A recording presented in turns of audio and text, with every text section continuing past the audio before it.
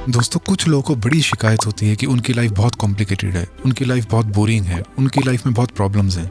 लेकिन आप देखेंगे आपके आसपास कुछ लोग ऐसे ज़रूर मिलेंगे जो बहुत सिंपल, बहुत इजी गोइंग, बहुत कूल रहते हैं। और ऐसा नहीं कि उनकी दुनिया अलग होती है, ऐसा भी नहीं है कि वो आपसे अलग लोगों में रह रहे होते हैं। और कई बार तो एक ही ऑफिस में आप भी काम कर रहे हैं और वो भी काम कर रहे हैं, लेकिन एक ही एनवायरनमेंट में रहते हुए भी आप में और उनमें बहुत फ़र्क होता है।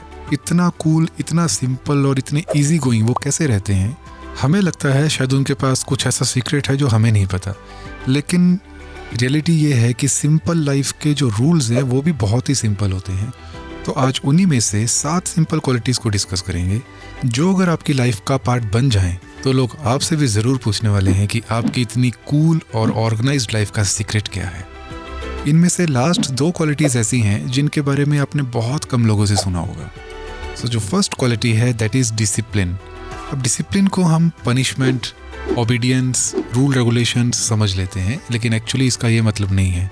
डिसिप्लिन का सिंपल मतलब है इंस्ट्रक्शंस एंड ट्रेनिंग। हम अपने माइंड को जब रोज़ किसी काम के लिए ट्रेन करते हैं, जब वो गलती करता है तो उस काम को दोबारा रिपीट करते हैं, बार बार रिपीट करते हैं, तो माइंड उस चीज़ के लिए ट्रेन हो जाता है। वही ट्रेनिंग आगे जाकर डिसिप्लिन बन जाती है। फॉर एग्जांपल, आपको सुबह उठने की अगर आदत नहीं है तो उसके लिए आपको पनिशमेंट देकर नहीं उठाया जा सकता। उसका एक ही तरीका है, आप बार बार अपने माइंड को ट्रेन करें।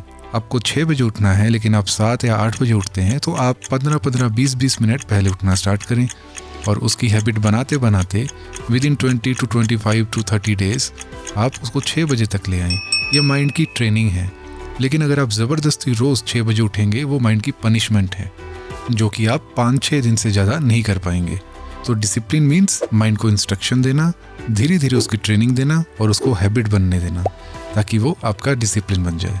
वैसे तो डिसिप्लिन अपने आप में ही एक ऐसी क्वालिटी है कि अगर हम इसको मास्टर कर लें तो बड़ी से बड़ी अचीवमेंट भी हमारे लिए बहुत ईजी और सिंपल हो जाती है। लेकिन फिर भी बाकी क्वालिटीज़ की बात करें तो दूसरे नंबर पर है प्रायोरिटी लिस्ट। हम सब कुछ एक साथ नहीं कर सकते, लेकिन ऐसा भी नहीं हो सकता कि हम एक ही काम के बारे में हमेशा सोचते रहें। तो बहुत ज़रूरी है कि आप जो भी करें, अगर उसको अच्छे से करना चाहते हैं तो आपके माइंड में एक प्रायोरिटी लिस्ट ज़रूर होनी चाहिए, जिसके अंदर कौन सा काम किस टाइम पे कितना ज़रूरी है, ये सब कुछ बहुत क्लियरली लिखा होना चाहिए। ये आपके माइंड में हो सकता है और ये पेपर के रूप में आपकी पॉकेट में भी हो सकता है, या आपके मोबाइल में भी लिखा हो सकता है। अगर ये प्रायोरिटी लिस्ट नहीं होगी तो आपको सब जैसा बनने का मन करेगा, आपको सारे काम करने का मन करेगा, and as a result we will end up doing nothing. मान लीजिए आपको स्टडी करनी है, लेकिन उसी टाइम आपको खाना भी खाना है, उसी टाइम आपको कुछ मार्केट का काम भी याद आ गया, उसी टाइम आपको सोशल मीडिया भी चेक करना है, और उसी टाइम आपको ये भी याद आया कि आपको एक फ्रेंड से बहुत ज़रूरी बात भी करनी है।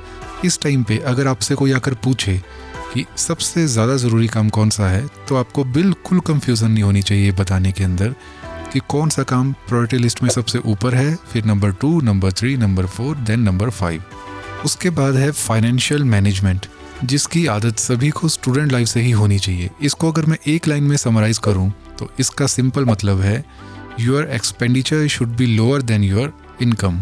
और इसके साथ साथ इनकम के सोर्सेज को इम्प्रूव करने की हमेशा कोशिश करते रहना चाहिए, but without compromising with your priority list. 4th number पे आता है मेंटल मैनेजमेंट। अपने माइंड को कैसे मैनेज करें। माइंड एक ऐसा पार्ट है जिसको हम बहुत फॉर ग्रांटेड लेते हैं, 2 मेन रीजंस की वजह से।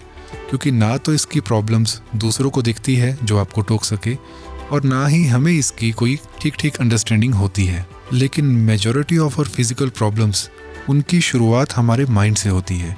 इस चीज़ को बेटर तरीके से समझने के लिए मैं आपको रिकमेंड करूँगा जोसेफ मर्फी की एक book the power of subconscious mind.